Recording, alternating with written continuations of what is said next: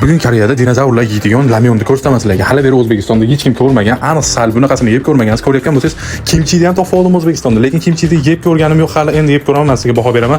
Ko'rayotgan bo'lsalaring, albatta bodringni qanaqa to'g'rashigacha usuli bor. Xuddi shunaqa to'g'rasalaring, karislar ham shunaqa qilib to'g'rab tashlaydi. Ko'rgan bo'lsalaring, buni ichida 4 ta ramyoni chiqdi. Buni nomini Koreyada pipimyon deydi. To'g'risini aytsam, xotinim buni juda ham mazali tayyorlaydi, yoqtiraman. O'shaning uchun men O'zbekistonga ham olib kelgandim. Buni anchadan beri turuvdi, to'g'risi.